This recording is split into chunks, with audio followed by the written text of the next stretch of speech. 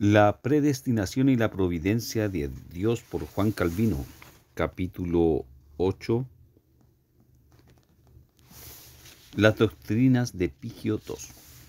Prosigue Pigio diciendo de esta manera: cuando ansiosamente indagamos la razón de que los malvados sean condenados eternamente, la Escritura no nos lanza al rostro palabras despóticas como estas en respuesta, porque el eterno consejo de Dios hizo distinción entre ellos y los elegidos, porque a Dios le plujo ordenarlos a destrucción eterna. En la Escritura no encontramos, digo yo, tales duras y ofensivas respuestas a nuestras preguntas. Estas son meramente las razones asignadas por los hombres para hacer que esos dictámenes parezcan ser verdaderos. Así lo quiero, ordeno que así sea. Mi voluntad es razón más que suficiente. No, las razones que oímos de la boca del mismo Cristo son estas: tuve hambre y no me disteis de comer, tuve sed y no me disteis de beber, etcétera, etcétera. Mateo capítulo 25, versículo 42. El pecado original suficientemente condena a todos. Similar a este argumento es aquel que Pigio alega en otro lugar. Cristo dice: Él no dirá a los malvados en el último día que fueron condenados eternamente porque nacieron de la simiente corrupta de Adán, porque por el pecado de éste heredaron el merecimiento de la muerte eterna y porque era justo y recto que perecieran por aquella falta. No, dice Pigio, las razones que Cristo mismo señalará delante de los mundos congregados en aquel día serán estas: que no dieron para el pan al hambriento, que no vistieron a los desnudos, ni hicieron otras obras de caridad similares a estas.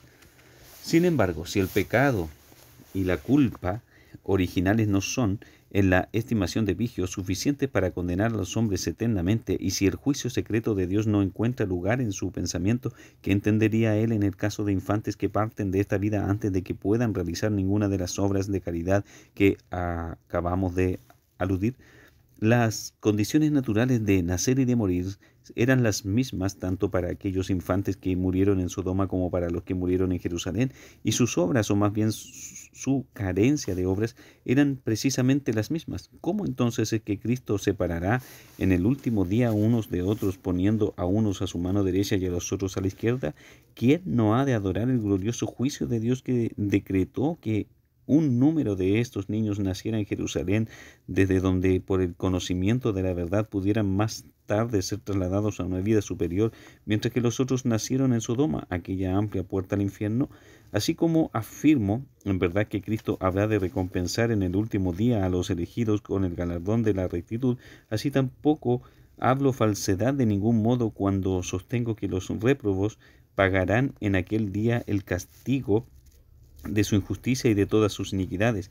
Y aunque sostengo firmemente que Dios en su eterno consejo escogió a aquellos que le plujo para vida eterna y dejó a aquellos que le plujo destrucción eterna, no se encontrará en toda mi doctrina ninguna aseveración de que no hay castigos determinados para las obras malvadas o que no hay recompensa establecida para las buenas obras. No, es necesario que todos nosotros comparezcamos ante el tribunal de Cristo para que cada uno reciba según lo que haya hecho mientras estaba en el cuerpo, sea bueno o sea malo, según a los Corintios capítulo 5, versículo 10. Sin embargo, la gran pregunta es: ¿de dónde proceden esa rectitud y esa santidad que serán así coronadas entonces? ¿De dónde sino de Dios mismo, que engendró para novedad de vida por su propio espíritu a los que recompensa? ¿Y de dónde es este espíritu de regeneración, sino de la gratuita adopción de Dios? El argumento de Pigio es exactamente como el razonamiento de un hombre que sostuviera que el día no fue hecho originalmente de la luz creada, porque el día es el brillar del sol que ahora hace el día. Confieso, sin embargo, que esta comparación no es estrictamente verdadera en todas sus partes. Dios es propiamente el autor de la luz que fue creada en el principio, mientras que nuestra condenación eterna yace tan enteramente en nosotros mismos que no nos es lícito traer desde lejos colores extraños que de algún modo propendan a disminuir nuestra percepción de su intensa realidad.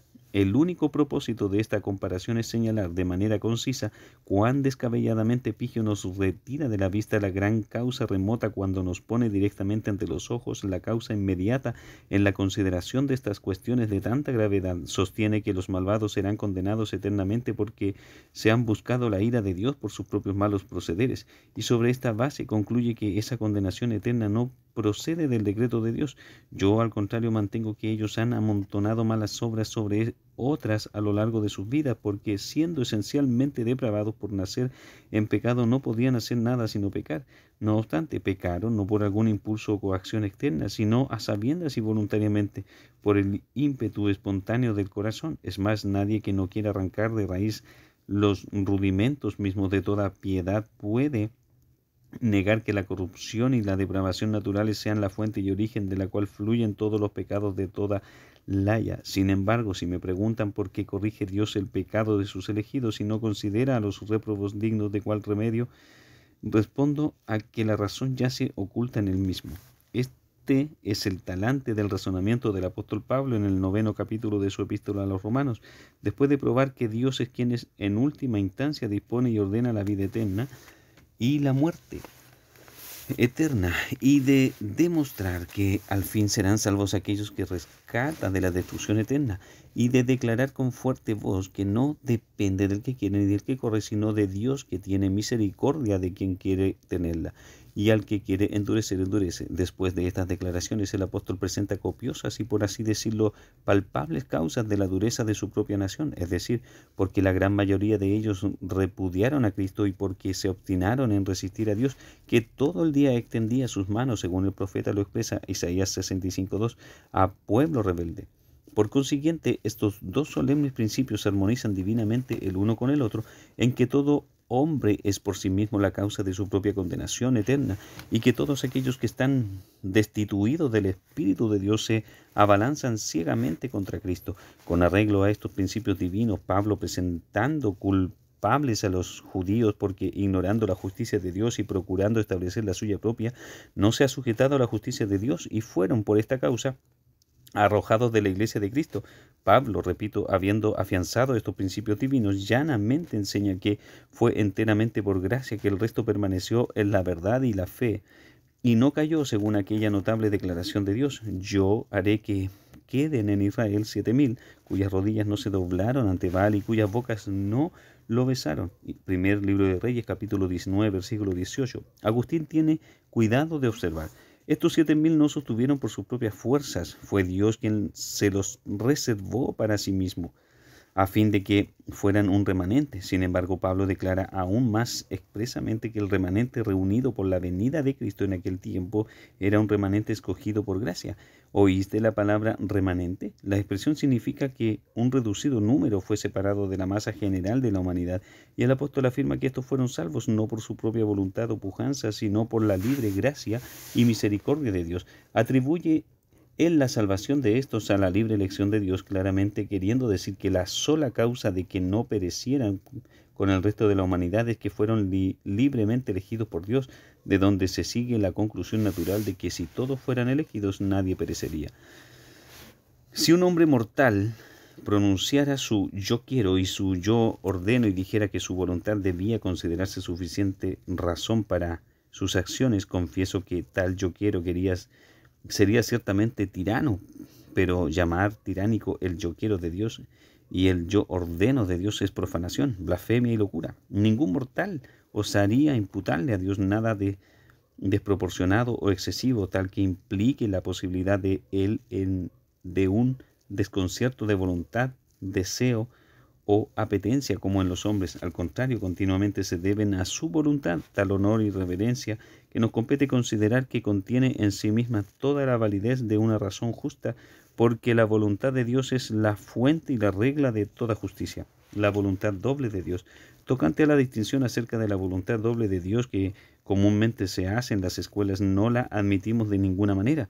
Los sofistas de la Sorbona parlotean de una voluntad ordenada de Dios y de una voluntad absoluta de Dios. Sin embargo, esto es una blasfemia merecidamente aborrecida por todo oído piadoso, aunque admirable y agradable a los oídos de Vigio y de sus camaradas. Sin embargo, yo, por el contrario, sostengo que lejos de haber nada desordenado en Dios, todo lo que hay de orden y buena disposición de las cosas en el cielo o en la tierra fluye de Él solamente y de su manantial.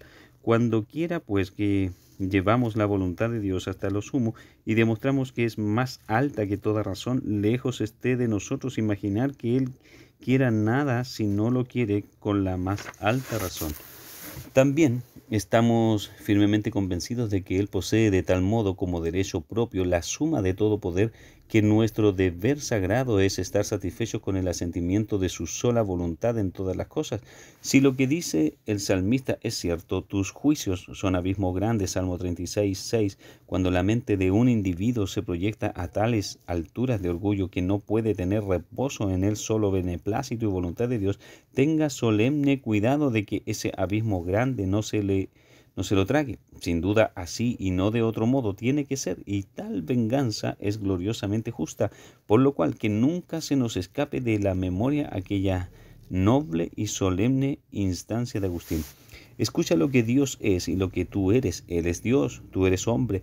Si te parece que hablas de justicia en las obras y los caminos de Dios, ¿se ha secado, piensas tú, la fuente de toda justicia? Tú, como hombre, esperas una respuesta de mí, que también soy hombre. Por tanto, escuchemos ambos al apóstol decir, respecto a todo cuestionamiento de Dios: oh hombre, ¿quién eres tú? Mejor es la ignorancia creyente que el conocimiento temerario. Busca mérito y encontrarás solo castigo. Oh profundidad, Pedro niega a un ladrón, cree. Oh profundidad, etcétera. ¿Preguntas por la razón? Yo tiemblo ante la profundidad, razona tú. Yo estaré asombrado y maravillado, disputa tú. Yo creeré, yo veo la altura, no me precipitaré en la profundidad. Pablo reposaba sosegadamente porque tenía razones para asombrarse y maravillarse. Nombraba los juicios de Dios insondables, y vienes tú, profeso, a sondearlos. Pablo dice, sus caminos son inescrutables, y vienes tú de a propósito a escrutarlos. Análogo a estos santos sentimientos es también aquel en que Agustín dice en otro lugar, ¿te embrollarás conmigo en disputa? Más bien, acompáñame en la admiración y la maravilla. Exclamaremos a una, oh profundidad, temblemos unidos y no perezcamos unidos en la vanagloria. El porqué de la voluntad de Dios. Despliega Pigio en su estimación gran agudeza cuando arguye de este modo. No habría abismo profundo en absoluto si la voluntad de Dios se considerara como la más alta de toda razón, puesto que nada sería más fácil que decir que todas las cosas se hacen porque a Dios así le plujo. Su voluntad rigiendo absolutamente y sola, sin embargo, barbullando con sofistería, ridículamente pasa por alto el punto mismo de la que da forma a la importancia cuestión que tratamos. Está muy claro que todas las cosas se hacen porque así le place a Dios. Sin embargo, la gran pregunta es, ¿por qué le place a Dios que una cosa se haga de una manera y otra cosa de manera contraria? Pigio luego procede en la misma línea de argumentación necia, a fin de demostrar que Dios tuvo una razón y una causa en todos sus consejos. Aduce la respuesta que Cristo dio a sus discípulos en el caso del que nació ciego, para que las obras de Dios se manifiesten en él. Juan capítulo 9, versículo 3. De esta manera Pigio crea una batalla imaginaria, pelea hasta decidirla él mismo y se imagina que ha ganado la victoria. Sin embargo, ¿cuándo y dónde me entró en la mente la monstruosa idea de que Dios dejara desprovisto de su razón algún consejo suyo? Puesto que yo sostengo que Dios es la norma del mundo, que por su consejo incomprensible y maravilloso gobierna y dirige todas las cosas, ¿dirá alguien que en mis palabras pude hallar indicios de que Dios es llevado de aquí para allá al azar, o que hace lo que hace con temeridad ciega? Es curioso que Pigio cite algunas palabras mías que, si no me equivoco, muy evidentemente refutan lo que él dice. Las palabras aludidas son aquellas en que afirmo que Dios tiene un propósito en todos sus seres, en sus caminos y obras, sin importar cuán velados sean, y ese designio es extender la gloria de su nombre. Sin embargo, mi contrario pretende poner ante los ojos de sus lectores una sombra de contradicción en mis palabras, porque sostengo que ninguna razón ha de requerirse e investigarse del beneplácito de Dios en cualquiera de sus obras, y que aún así al mismo tiempo expongo la razón. Sin embargo, es inútil desperdiciar tiempo poniendo de manifiesto dislates tan insensibles y evidentes. Su propia excelsa gloria es la razón que el Señor tiene para todas sus obras. Ese es su último objetivo en todas ellas.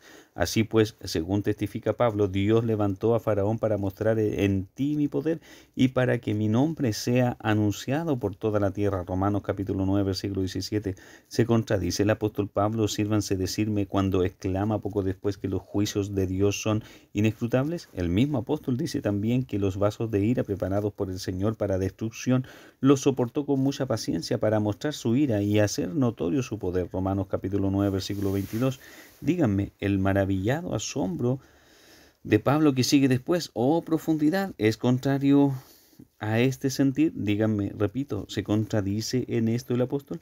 Si no se contradice, entonces tampoco yo me contradigo si empleo un solemne argumento análogo. Sin embargo, Pigio va aún más lejos en el error. La absurdidad y la confusión con su manera de argumentar desparrama sobre el vocablo mismo, causa un falso matiz al introducir la causa final en lugar de la causa formal, pues aunque al fin que Dios se propone en sus obras no es oscuro, esto es, su propia gloria grande y extensa, aún así la razón de que le agradase obrar como lo hizo no parece ser enteramente clara de inmediato. Sin embargo, la médula y suma del punto presente de esta gran cuestión es esta: aunque Dios no nos demuestra por medio de argumentos llanos y satisfactorios su justicia en todas sus obras, nuestro deber obligado es tener la certidumbre de que todo lo que Él hace, lo hace rectamente. Es, por tanto, deber nuestro reposar en su sola voluntad, de modo tal que lo que sabemos de su voluntad y beneplácito en cualquier cosa que haga, aunque la causa de hacerlo sobrepase nuestra comprensión, debería bastarnos más que 1000 razones. Así que se ve la necedad de Pigio al reñir conmigo y de acusarme de ser inconsecuente, porque mientras mantengo que no debe indagarse la razón de la voluntad divina, afirmo enérgicamente que Dios no quiere nada sino lo que que justa y correctamente debe hacerse. Afirma el que esta segunda parte de mi argumento es en realidad dar una razón para la voluntad de Dios como la causa de todos, cosa que, según él, yo en otro lugar declaro ser inconsecuente en mí mismo o en cualquiera otro. Sin embargo, ¿qué conocimiento de la causa podrá decirse que profeso si solo creo que Dios hace lo que hace con un gran propósito y lo que juzga que sea apropiado hacer, y especialmente si mientras tanto me declaro incapaz de comprender la razón cierta y especial de la obra y del consejo divino?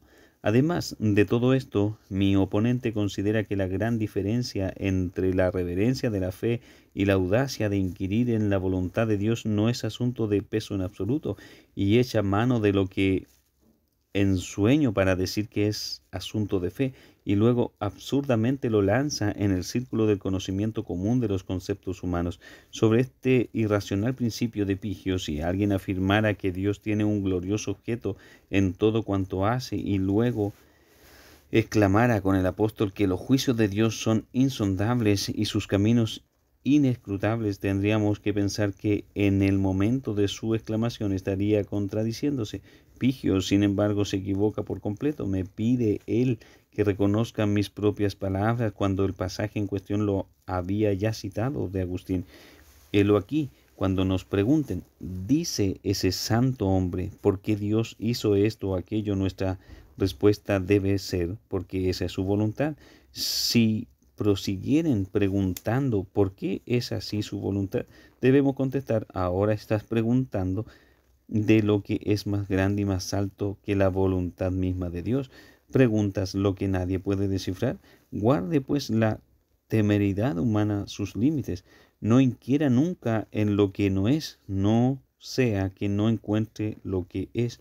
Con estas palabras habla Agustín muy acertadamente y tiene mi pleno asentimiento. Lo que expresé antes no contiene nada que no concuerde perfectamente con estas palabras del Santo Padre. Mis conceptos y argumentos son que la voluntad de Dios es el mejor y más apropiado ajuste de todas las cosas que ha creado y hecho. Otros ataques contra la doctrina de Calvino. Hay otra objeción fabricada de la misma brosa que Pigio levanta contra los siguientes conceptos míos ya publicados. Niego yo que los réprobos se distingan y separen de los elegidos por alguna consideración que Dios tenga de los méritos de estos últimos, porque la gracia de Dios los haga dignos de su adopción no implica que los haya dignos, según Agustín observa con frecuencia. En otro lugar, digo esto: niego que ningún daño se hace a los réprobos por reprobarlos, porque merecen destrucción eterna. Aquí Pigio extiende las alas en alborozo desmedido, estrepitosamente exclamando que yo no entiendo ni mis propias opiniones ni a mí mismo, ni en absoluto recuerdo lo que he dicho anteriormente. Sin embargo, tan lejos estoy de creer necesario gastar muchas palabras en mi propia defensa, que apenas puedo persuadirme a usar siquiera unas pocas. Observaré, pues, que cuando Dios prefiere a unos sobre otros, cuando escoge a unos y pasa por alto a otros, no establece la diferencia sobre el mérito o el demérito, ya sea en uno o en el otro. Por lo tanto, es falso decir que los réprobos son dignos de destrucción eterna. Si, pues, en el primer caso no hay comparación de unos con otros hombres, ni ninguna conexión de mérito con la recompensa de vida eterna, en el segundo no hay ciertamente prueba de que la condición de todos los hombres sea igual respecto a la elección de Dios. Añádase a esto que Agustín, después de aseverar en una parte de sus escritos que nadie jamás dejó de obtener salvación si era merecedor de ella, cualifica esta expresión en sus recapitulaciones subsiguientes, esmeradamente excluyendo toda idea de obras y refiriendo todo mérito aceptable al libre llamado de la gracia de Dios. Pigio, sin embargo, aún aguijonea su violenta oposición, alegando que si lo que yo enseño fuere cierto, es decir, que los que perecen han sido ordenados a muerte eterna por la voluntad eterna de Dios, la razón de lo cual nos es imperceptible, las personas así ordenadas son ellas merecedoras de muerte eterna, y no halladas tal, respondo que tres cosas han de considerarse tocante a este punto. 1. Que la predestinación de Dios, por lo cual decretó antes de la caída de Adán lo que debía ocurrir en todo el linaje humano y en cada individuo, está inalterablemente fija y determinada. 2. Que Adán mismo, a causa de apartarse de Dios, fue merecidamente señalado para muerte eterna. 3. Por último, que en la persona de Adán, ahora caído y perdido, su posteridad resultó también condenada eternamente, pero de tal modo condenada eternamente que Dios juzga dignos del honor de su adopción a todos aquellos que libremente escogió de entre esta descendencia. Ninguna de estas estupendas cosas es producto de mis fantasías, ni he fabricado ninguna parte de ellas, ni estoy obligado en el caso presente a evidenciar cada detalle, pues considero que ya lo he hecho muy efectivamente. Todo lo que voy a hacer es lavarme de la calumnia con que mi contendiente me ha manchado, al decir que de ninguna manera puede lograrse que estas cosas armonicen o se avengan entre sí, mientras que lo que yo en todo tiempo he enseñado invariablemente y todavía enseño en este día, es que siempre que la elección es el tema de discusión, el gran punto que ha de mantenerse de principio a fin es que todos los réprobos se les deja justamente en muerte eterna, porque murieron y fueron condenados eternamente en Adán, y también que los que son por naturaleza hijos de ira perecen justamente, y finalmente que por lo tanto nadie puede tener motivo para quejarse de la excesiva severidad de Dios, teniendo en cuenta que todos llevan en sí mismos y en sus personas individuales la culpa y merecimiento de muerte eterna. Cuando en la discusión de la doctrina de la predestinación se habla del primer hombre, mi enseñanza es que tenemos que considerar siempre que el solemne caso es este, que habiendo sido creado perfectamente justo, cayó espontánea y voluntariamente, y que por tal caída acarreó destrucción eterna sobre sí mismo y sobre toda su futura raza. Y si bien Adán no cayó ni se destruyó a sí mismo y a su posteridad, o sin el conocimiento de Dios o sin su voluntad ordenadora, eso ni aminora su propia falta ni implica a Dios en culpa alguna. Debemos siempre tener presente que Adán voluntaria y espontáneamente se despojó a sí mismo de aquella perfecta injusticia que había recibido de Dios, y que de su propia voluntad se entregó al servicio del pecado y de Satanás, y de esa manera se despeñó en la destrucción eterna. Los hombres, sin embargo, continuamente ofrecerán una misma excusa para Adán, que no le era posible evitar lo que Dios mismo había decretado. Sin embargo, para establecer la culpa de Adán de una vez y por todas, su transgresión voluntaria es suficiente y más que suficiente. En realidad no es el consejo secreto de Dios la causa ritual y virtual del pecado, sino manifiestamente la voluntad y la proclividad del hombre. El ejemplo de Medea. El desatino de la queja de Medea es justo objeto de burla aún del antiguo poeta cuando la representa profiriendo el bien conocido lamento, o que la nave construida de tablones cortados con asha de la arboleda peliana jamás hubiera zarpado de Egina hacia Colquis, mi tierra natal. Medea había traicionado a su patria, llevada por la pasión de un amor desesperado que sentía por un extranjero, un extraño total. Cuando la conciencia la golpea por su perfidia y bárbara crueldad, cuando la vergüenza de la indulgencia ilícita la abate, absurdamente encausa sus sentimientos de compunción hacia varias circunstancias remotas, viéndolas como causas de su miseria. No obstante, ya que todo ser humano puede siempre hallar la causa de sus males en sí mismo, ¿de qué sirve mirar a todos lados o buscar esa causa en el cielo? El defecto de Medea se ve claramente en que pecó voluntariamente y deliberadamente. ¿Por qué, pues, se precipita en un laberinto de pensamientos erráticos abalanzándose en los arcanos del cielo?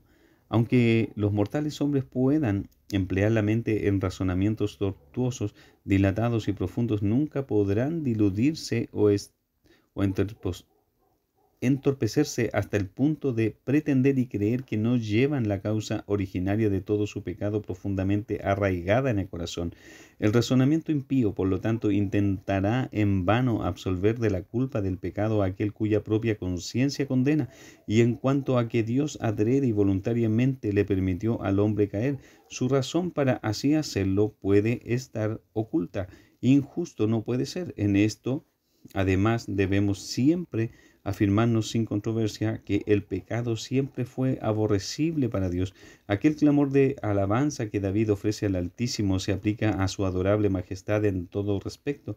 Aborreces a todos los que hacen iniquidad, Salmo 5:5, por lo cual, especialmente el decretar la caída del hombre, Dios tenía un designio glorioso y justo, y cuando contemplamos ese designio, la mención o la idea de pecado de parte de Dios jamás puede entrar, pues meramente pensar que pudiera entrar nos horroriza.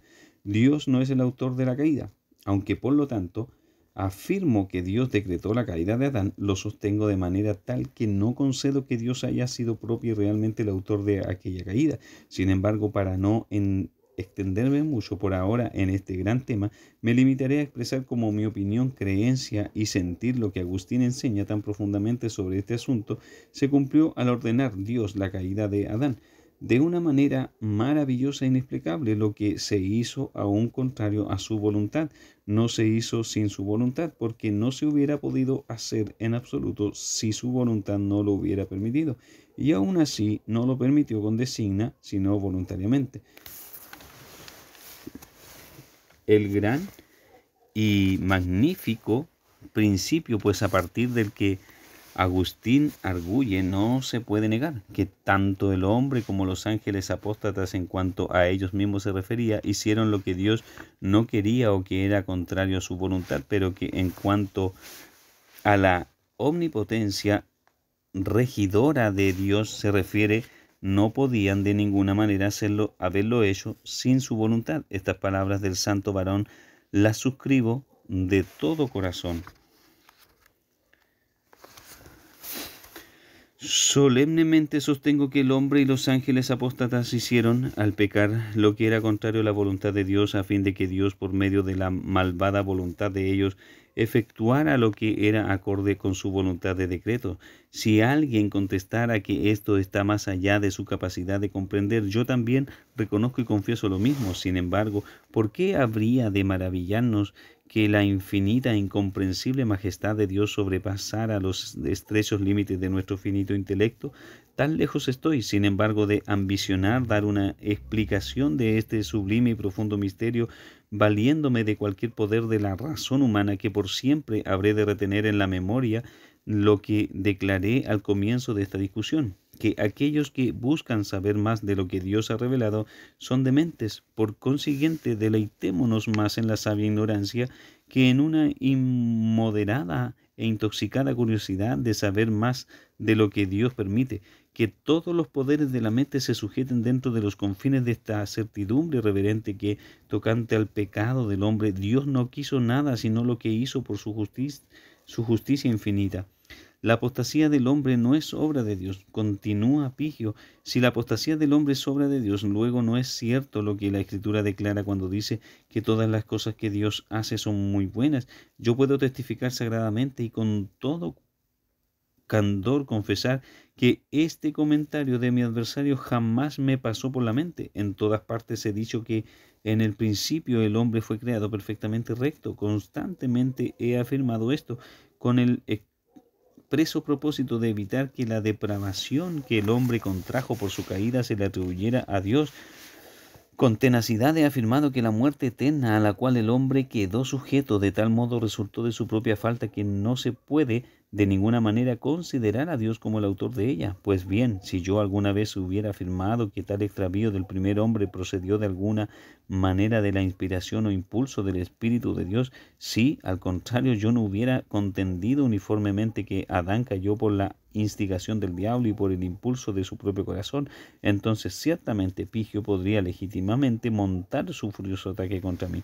Pero ahora, quitando yo de Dios la causa inmediata del acto en la caída del hombre, por ese mismo medio también le quito toda la culpa del acto, dejando que solo el hombre quede bajo el pecado y la culpa, mientras que esto es lo que enseño.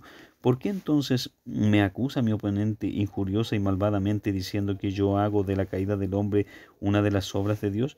Pero ¿cómo fue que Dios, por su presciencia y decreto, ordenó lo que debía efectuarse en Adán y ordenarlo de modo que no fuera el partícipe de la falta en absoluto, ni fuera el autor de la transgresión, ni le diera su asentimiento?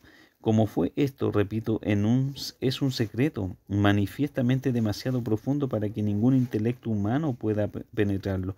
En este asunto, pues, no me avergüenzo de confesar mi total ignorancia, y muy lejos esté de todo fiel a avergonzarse de confesar su ignorancia de aquello que el Señor Dios ha envuelto en el resplandor de su luz inaccesible, los límites del entendimiento del ser humano.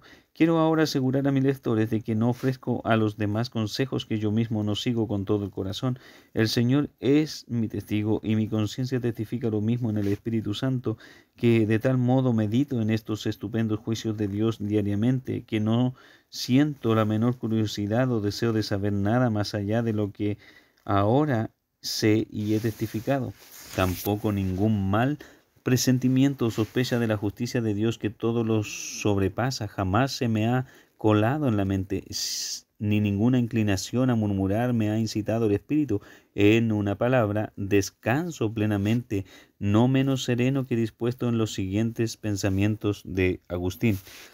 Dios, que creó todas las cosas muy buenas, previó que el mal habría de surgir del bien, y también sabía que su gloriosa y omnipotente bondad sería aún más exaltada por producir bien a partir del mal que por no permitir que el mal existiera. Ordenó la vida de ángeles y hombres a fin de hacer manifiesto por medio de esa vida lo que la libre voluntad puede hacer, y luego demostrar lo que la bendición de su gracia y el juicio de su justicia podía hacer.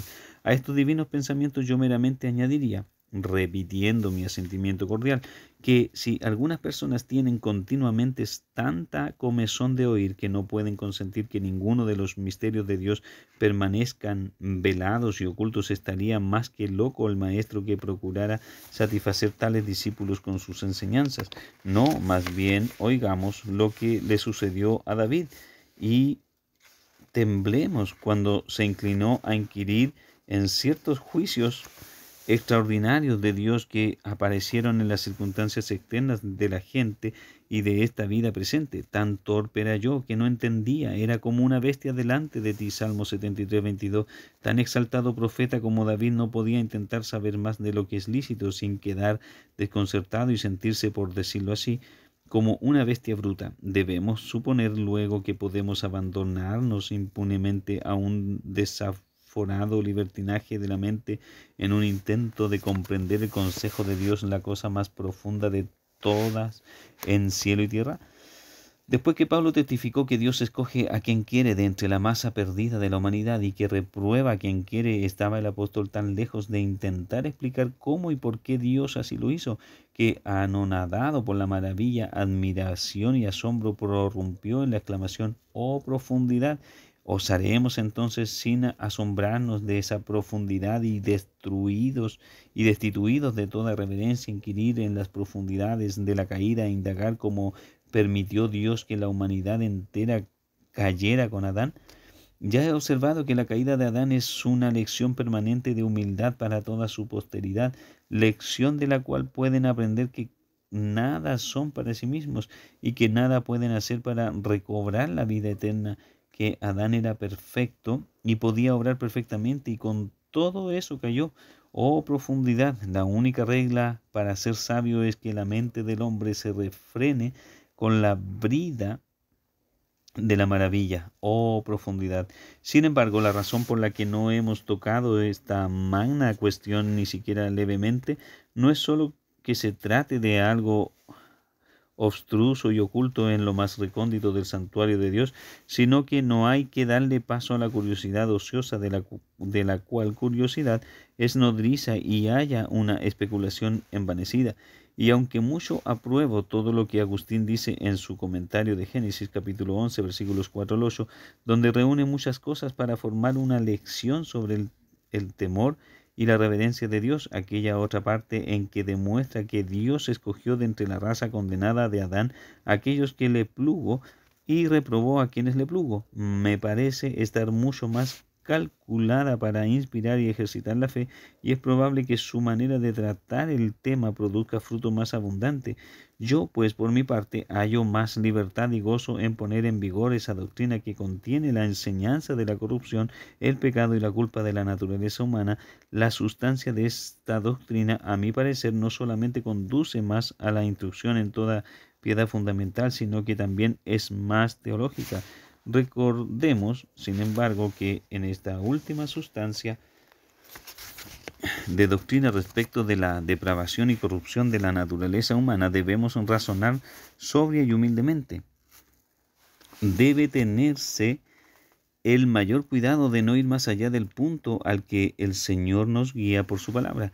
Demasiado bien sabemos cuán seductores son los encantos de la especulación y de las sutilezas del ingenio humano. Por esto es necesario desplegar la mayor cautela de que el candor de la fe ligue todos nuestros propios juicios con su cadena dorada. Aún nuestras oraciones cotidianas testifican que Dios atrae a los hombres hacia sí mismo por la inspiración e influencia secreta de su Espíritu Santo. Cuando rogamos por los que nos persiguen, ¿qué otra cosa pedimos para ellos sino que los que antes no querían, ahora quieran someterse a Dios, que puedan ellos con nosotros acoger la verdad cuando antes la resistían, que amen a Dios los que antes luchaban contra Él? Sin embargo, es explícitamente manifiesto que no a todos es dado indistintamente que Dios de repente estimara dignos de vida eterna a aquellos que merecían destrucción eterna 100 veces, dice Agustín. Pues, ¿cómo es que Dios concede esta gracia, haciendo de unos conforme a lo que merecen vasos de ira y haciendo de otros conforme a su gracia vasos de misericordia? Si preguntamos cómo es esto, solo esta réplica puede darse: ¿quién entendió la mente del Señor? Y aunque la vanagloria y la insolencia del mundo tienen violentas voces contra esta comparación, a pesar de que la hace el Espíritu Santo mismo, de ninguna manera se ha de tolerar que la condición de Dios sea peor que la del hombre. ¿Qué acreedor entre los hombres no tiene el privilegio de exigir pago de un deudor y de perdonar las deudas de otros? Agustín usa esta similitud muy frecuente y apropiadamente. Dice él: no puede ser sino que la mente natural tiene que encresparse en un momento cuando ve que la misma gracia de Dios se le niega a quienes en verdad son indignos y se le concede con liberalidad a otros que patentemente son a la par indignos.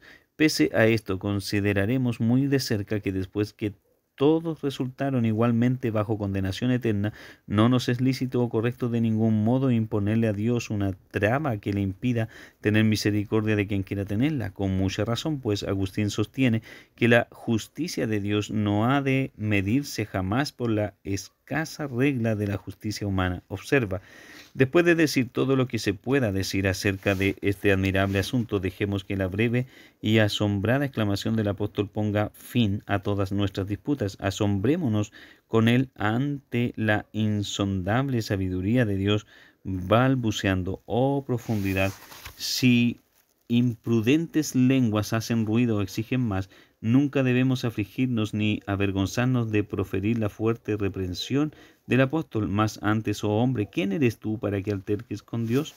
La seguridad de la salvación y la elección en Dios.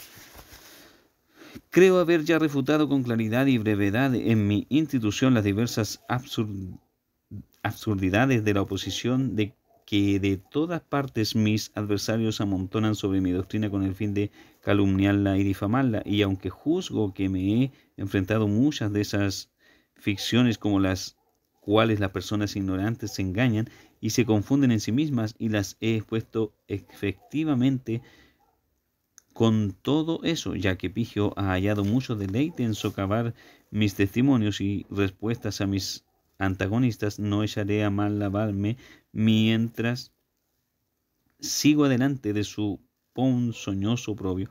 Algunos de nuestros adversarios han hecho la descabellada pregunta: si la salvación es asunto que incumbe al consejo secreto de Dios, ¿cómo puede estar seguro el hombre de que la tiene?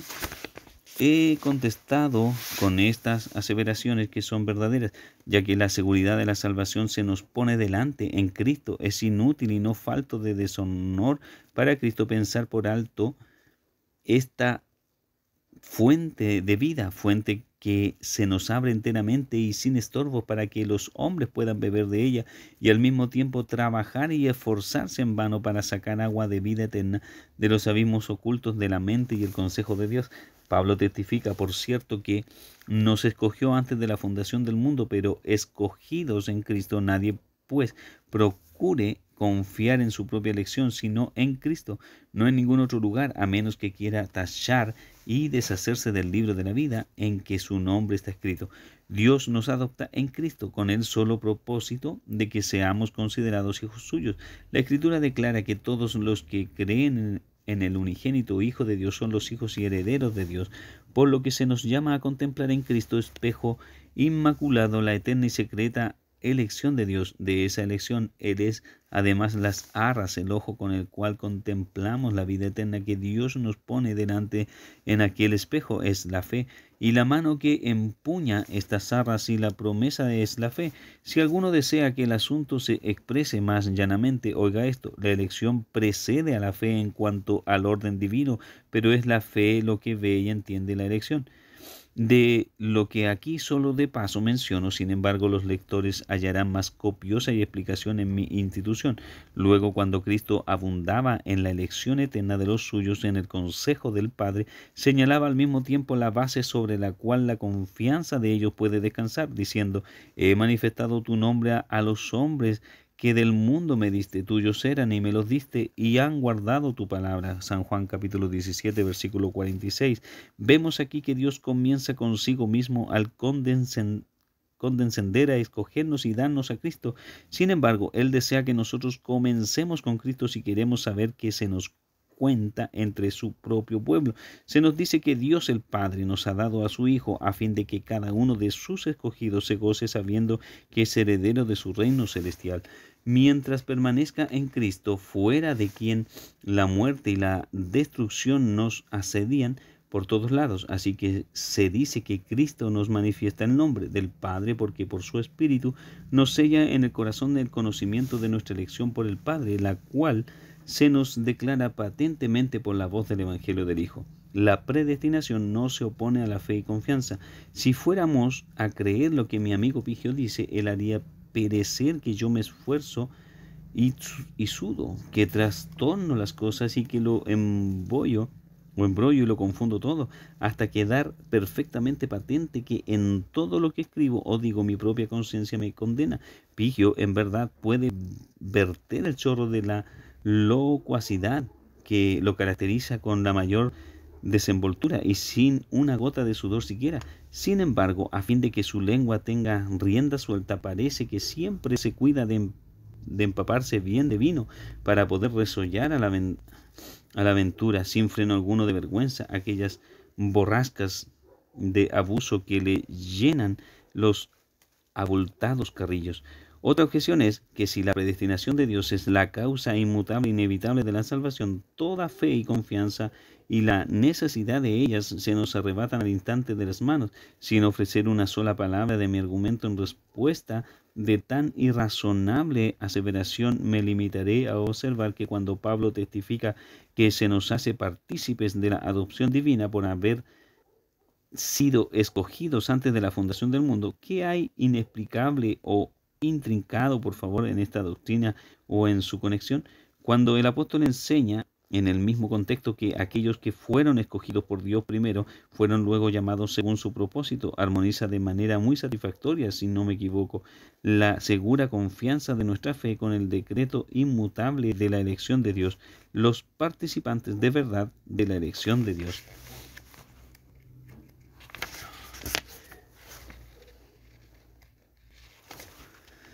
Continúa Pigio razonando. Si todos aquellos que son miembros del cuerpo de Cristo están inscritos en el libro de la vida, entonces borrachos, adúlteros, ladrones, perjuros, asesinos, etcétera, etcétera, heredarán el reino de Dios. Todo esto, sin embargo, es de pleno contrario al claro testimonio del apóstol Pablo, pues multitudes de estos han sido injertados en Cristo por el bautismo y se han vestido de Cristo. Pues bien, en primer lugar, insto a mis lectores a que dirijan el pensamiento por un minuto a esta desmandada profanación de las Escrituras en que Pigio tanto se deleita, luego que pongan atención al justo juicio de Dios al vengar dicha profanación, juicio que Pigio de manera tan evidente ejemplifica en sí mismo. Para él, pisotear la Escritura toda no viene a hacer nada, con tal de que pueda embaucar los ojos de sus lectores dando colores falsos a la palabra de Dios y engrandecerse en la estima de los inexpertos. Se burlará al desarraigar los principios primordiales de toda piedad. Sin embargo, el Señor lo priva de su sentido común y lo expone a la irrisión incluso de los niños. El apóstol Pablo presenta una circuncisión doble, la circuncisión de la letra, la circuncisión del espíritu. De la misma manera nosotros hemos de pensar y hablar igualmente del bautismo siempre. Muchos llevan en el cuerpo solo la señal, pero están lejos de poseer la realidad.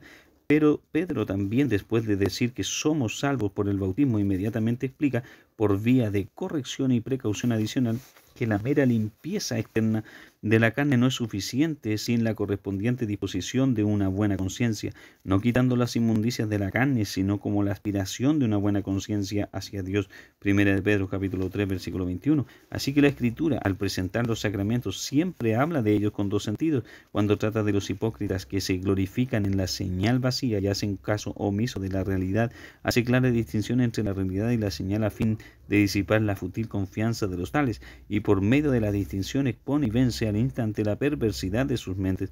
Por este medio Pablo les recuerda a los Corintios, primero a los Corintios capítulo 10 versículo 5, que no fue de ningún provecho para los antiguos ser bautizados en su paso por el Mar Rojo, y que todos comieron del mismo alimento espiritual que nosotros, y que todos bebieron la misma bebida espiritual que nosotros, es decir, esto es lo que significa, todos participaron con nosotros de las mismas señales externas de los dones espirituales. Sin embargo, cuando se dirige a los creyentes, dice que los sacramentos en su uso legítimo y eficaz responden a los fines de su institución divina, de modo que cuando Pablo habla así de los sacramentos, usa las frases están revestidos de Cristo, Gálatas capítulo 3 versículo 27, injertados en su cuerpo, Romanos 11, del 17 al 24, sepultados juntamente con él, Colosenses capítulo 2, versículo 12, bautizados en su nombre, Hechos 19, 5, etcétera, con las significaciones esenciales de los sacramentos. Sin embargo, Pigio concluye ilógicamente, a partir del uso que Pablo hace de estas expresiones, que todos aquellos que son rociados con el elemento visible de agua son verdaderamente regenerados por el Espíritu y son verdaderamente incorporados en el cuerpo de Cristo y por ende viven para Dios y en su justicia, ni se avergüenza de Cristo y por ende viven para Dios y tampoco se avergüenza de atiborrar página tras página de sus escritos con desatinos de esta especie, mientras que yo, cuando en mis escritos hablo de los hombres en general, llamo miembros de Cristo externamente a todos aquellos que han sido rociados con el agua del bautismo externo. Poco después, sin embargo, Pigio recoge un poco sus explayadas alas y dice que apostatan de Cristo muchos que antes habían sido verdaderamente injertados en su cuerpo, y quiere hacer ver que los que Cristo recibió del Padre, encargados a su fidelidad y cuidado, Él los salva de tal manera que su salvación todavía depende del libre albedrío de cada uno. Hay muchos, dice, que no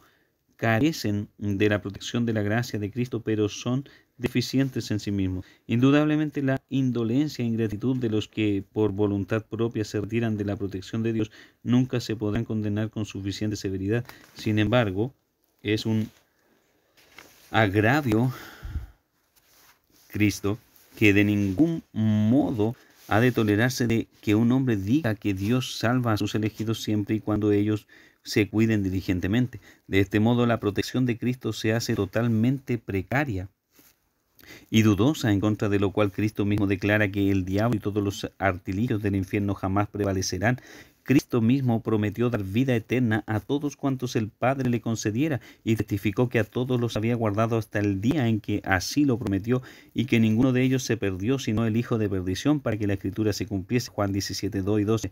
En otro lugar declara que los elegidos de Dios están en sus manos y que nadie los arrebatará, porque Dios es más poderoso que todo el mundo. Si pues la vida eterna es segura para todos los elegidos, si ninguno puede ser arrebatado de la mano de Cristo, si no hay violencia ni asalto desesperado que pueda arrancárselos, si su salvación se sostiene en el poder invencible de Dios, qué cara desvergonzada y osada será la de Pigio cuando intenta sacudir una certeza y seguridad como esta. Sin embargo, esto no es todo. Dice, además, aunque Cristo no echa a nadie fuera, muchos de su propia voluntad se apartan de él, y los que por un tiempo fueron hijos de Dios no continúan siéndolo. Aquí Pigio delata su malignidad y perversidad como intérprete al rehusar reconocer que Cristo resguarda seguros hasta el fin para que sean salvos a todos los que el Padre le concedió. Juan afirma que todos los que se apartan nunca pertenecieron al rebaño de Cristo, salieron de nosotros, dice el evangelista, pero no eran de nosotros, porque si hubieran sido de nosotros habrían permanecido con nosotros, pero salieron para que se manifestase que no todos son de nosotros. 1 Juan 19. Si tu doctrina y tu argumento son verdaderos, dice Pigio, que todos los elegidos están seguros en la mano de Cristo hasta el fin, la condición de salvación que Cristo mismo formula es vana cuando dice, el que persevere hasta el fin, este será salvo, Mateo 10:22. En este punto todos han de confesar que mi oponente prevarica. Habla él intentando probar que la confianza en la salvación no podía ser consecuente con la elección de Dios. Sin embargo, ahora su razonamiento nos aparta de ese punto y nos conduce a probar que la salvación necesariamente depende de la elección. Así que yo me encuentro perpetuamente zarandeado de aquí para allá por las oleadas de las violentas embestidas de este hombre, que apenas un momento pasa en que no estoy en peligro de ahogarme. Sin embargo, como Dios siempre apoya a sus elegidos para impedir que se hundan, estoy confiado en que habré de resistir todos los incesantes asaltos de mi adversario. Cuando Pigio me pregunta cómo sé que soy elegido, mi respuesta es: Cristo es para mí más que 1000 testigos. Encontrándome injertado en su cuerpo, mi salvación descansa en un lugar tan seguro, confiable y sereno como si yo fuera efectiva en el cielo. Si Pigio dijera en respuesta que la elección eterna de Dios no puede juzgarse por la gracia presente, yo no intentaré por mi parte presentar como pruebas lo que los creyentes sienten tocante a esta materia, porque no es dado a extraños. Aún catar aquel pan del cual se alimentan los hijos de Dios. Sin embargo, cuando Pigio se atreve a parlotear que en ningún lugar de la Biblia se encuentra que los hijos de Dios conozcan de su elección eterna por medio de la gracia presente, falsedad tan evidente y ruin que se refuta en un momento por la palabra de Dios, después de testificar que los elegidos son llamados y justificados y al fin alcanzan una bienaventurada inmortalidad, fortificados, por así decirlo, por un sólido baluarte en derredor, Pablo se alboroza y triunfa. ¿Quién acusará a los escogidos de Dios? Romanos 8:33. Y para que nadie suponga que esta doctrina de la seguridad se aplica a todos generalmente, enseguida la aplica al uso particular de cada creyente, por lo cual estoy seguro de que ni la muerte, ni la vida, ni ángeles, ni principados,